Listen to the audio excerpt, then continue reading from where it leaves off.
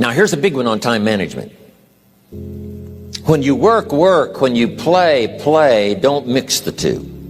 Don't work at play. I used to take my family to the beach and I would bring my briefcase.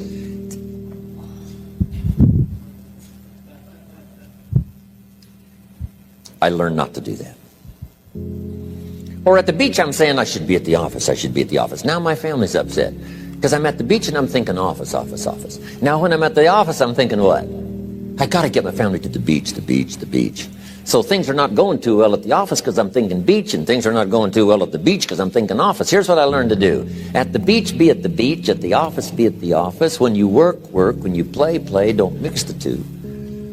Don't work at play. Now here's one of the most important ones. Don't play at work. Work is too serious. You don't want the reputation of being the office joker. It's not a good one. Yes, there's time for some pleasant stories. Yes, there's time for a little humor. Yes, best if it's a happy office, of course. But I'm telling you, you got to be serious about work because you're parting with a piece of your life for the work you do. Your work costs you a piece of your life. Here's what it's called. Serious business. Not grim, not unhappy, but serious. Key. Don't play at work. The old expression, I don't think we use it anymore, horse around at the office. Play around, play jokes, play tricks. No place, not at the workplace. At the beach, yes. At the bar, yes. Somewhere else, not work. You got to treat work with all due conservative passion. Because it's leading you to your future. Here's another key phrase, all work is good. You may not like your job, but if it's the stepping stones to get you to where you want to go, you got to appreciate your job. You don't have to have a passion for your job. Here's the ultimate passion, a passion for incredible success in every department of my life. That's the passion. But don't look down on some menial job you have to do to finally get you to where you want to go. No job is menial. No job is not, every job is noble. Training life for pay, making a contribution to society. Next, analyze how you are. And if you have some weaknesses, if you can't, doesn't seem like you can change, here's the key, get it covered. I used to keep promising myself I'd keep the books, keep the books, keep the books. Finally, I gave that up. And back then, it only took me an extra 50, 60 bucks a month for some accountant to keep the books. I said, no, I'm going to save the 50 bucks. You can't believe what I started losing in productivity because I tried to save the 50 bucks. So the key is, a lot of the time you can stay like you are, but just make sure you get it covered. Okay. Next, beware of the telephone and all other systems of communication, especially the telephone at home and systems of communication at home. And here's one of the best lines I've got for you for the weekend. Let all communication systems serve you, but don't let them intrude. When it comes time to have dinner with your family, you shut off all systems, unless the ones that can take messages silently. Don't let the phone ring. Don't let anybody intrude, come through the front door nor the back door, nor through the telephone or any other device. So you can't reach John and his family when he's having dinner. The President of the United States couldn't get through.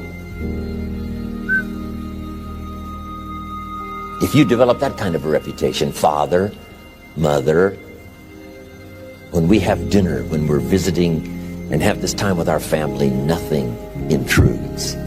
So don't let these clever little devices keep intruding. You've got to have a place that's sacrosanct, it's valuable. You don't let anything in for that period of time. Okay. Isn't that good advice? Excellent advice. Here's the next one. Read all the books.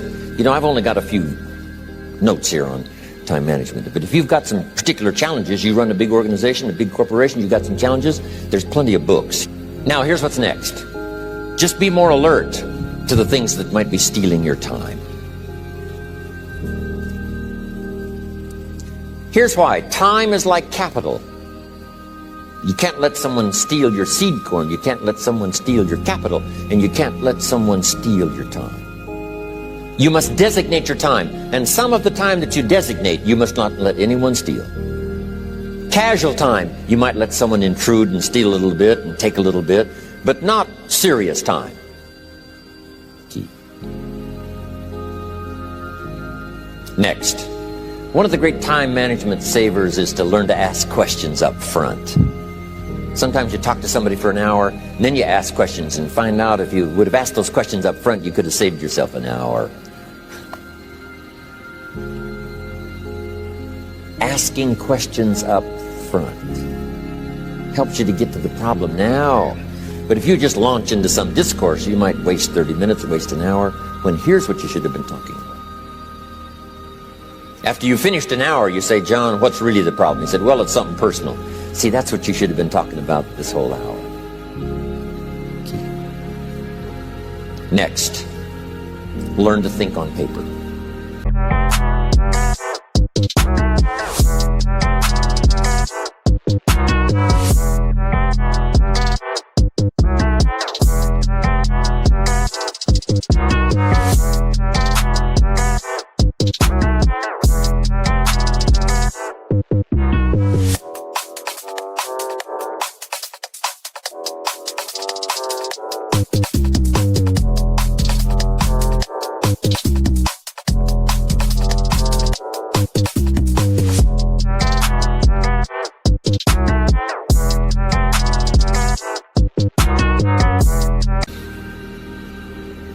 Now we're going to take a break. Some ways to think on paper. One, we've covered one. Solving problems. Take it out of your head and put it on paper. Another one is setting goals. Making these lists we've already started. Here's another good way to think on paper. It's a projects book. Each person you're working with and each project you're working on, get a loose leaf binder and a tab and some pieces of paper behind the tab, and do a little continual summary of how it's going between you and that person and between you and that project. I call it a projects book. It is so useful to me. But what's going on between you and this person? When you last got together, what did you talk about? And you got a few notes there. Here's what we talked about the last time we got together. Now when you get together again, you can review that so you'll know better what to talk about. When the president gets ready to travel and he's going to meet some important people, guess what they bring him? All these briefing books. Right? The last time you were with Khrushchev, Kennedy is informed. Here's what he said and here's what you said. Kennedy said, oh, that's valuable. I need to remember that. If a person is important, it's worth a little running account. You might even have a projects book for your children. Here's what's happening between me and my child. We've talked about this, and we've talked about this, and we've talked about this. Next, a day timer. Keeping track of all of your appointments. You know, mine is all filled with, when to catch an airplane and when to do a seminar and when to sit down and have a conference, all the rest. Next is a game plan. If you've got a house and the, insurance is going to come due and some other things are going to come due.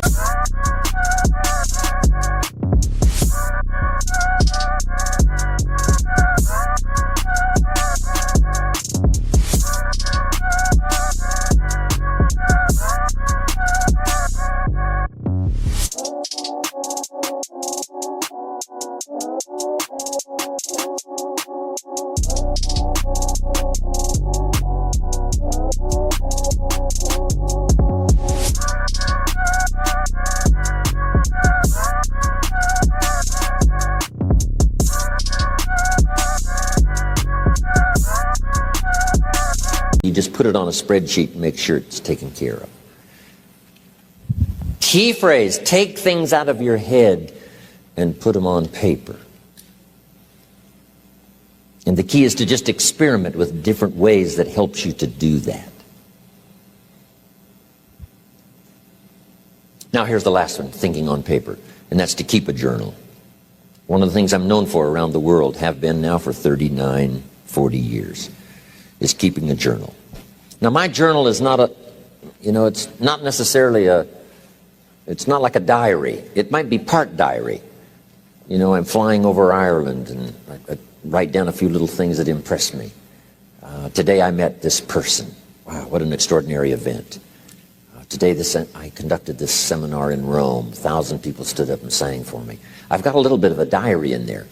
But here's what primarily your journal is for: collecting good ideas. A journal is to collect good ideas on your health, good ideas for your business, good ideas for your future, good ideas for time management. Because I used to take notes on pieces of paper and torn off corners and backs of old envelopes and restaurant placemats. And I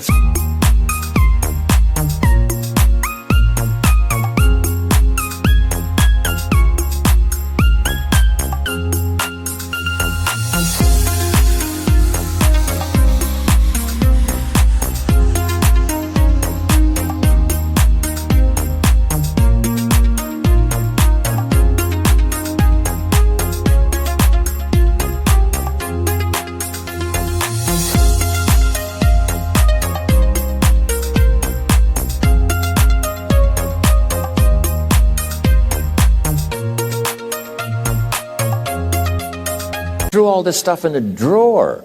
It did not serve me well. I finally learned to get a bound copy, right? And just keep a journal, right? If I was here, I had my journal, I'd be taking notes, right? These 2 days in my journal. Now, if you're caught without your journal, you just take the notes when you get back home. You put those notes in your journal, throw the paper away. Because we don't usually go through paper to review. But see, my journals now make up a significant part of my own library. My journal's all reserved privately for my children and my grandchildren. Can you imagine what I've collected over the years? It's unbelievable. There are 3 treasures to leave behind. I think you've already got those notes, right? Here they are. Number 1, your pictures. Don't leave the event unrecorded. It takes only a fraction of a second to say, here's who I was with. When I travel the world, right? We take all these pictures, and here's one of the gifts. People send me the pictures they took of me and them. It's part of the treasures I have on the farm. Incredible. A picture's worth 1,000 words to describe the scene, the emotion, what happened. Say, wow, this was an extraordinary day for me when I met these people. Here's what they told me happened to them when they went to my seminar 10 years ago. Wow, the drama comes back if you've taken the pictures. It's one of the treasures to leave behind when you go. Remember the old photographs that we have now of, 100 years ago, 70, 80 years ago, just a few photographs? What would it be like if you had thousands of photographs of the past, of your history, your mother, your father, right? Grandparents?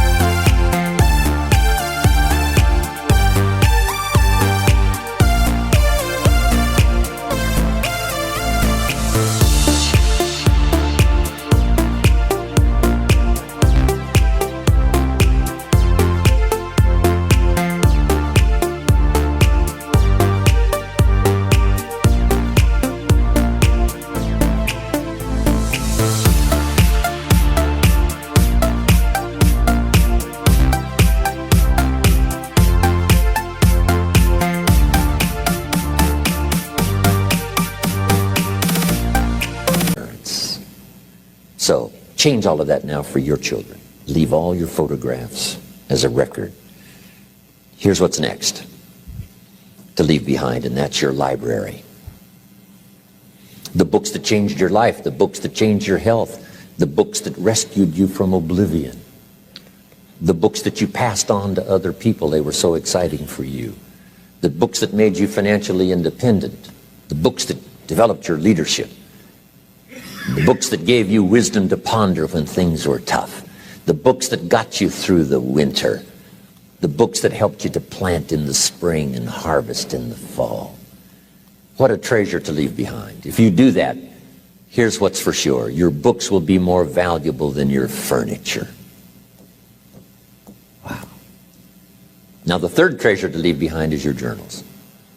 The notes you took that helped you to live life as you lived it. Long after you're gone, a treasure that children, grandchildren, great-grandchildren will find so fascinating.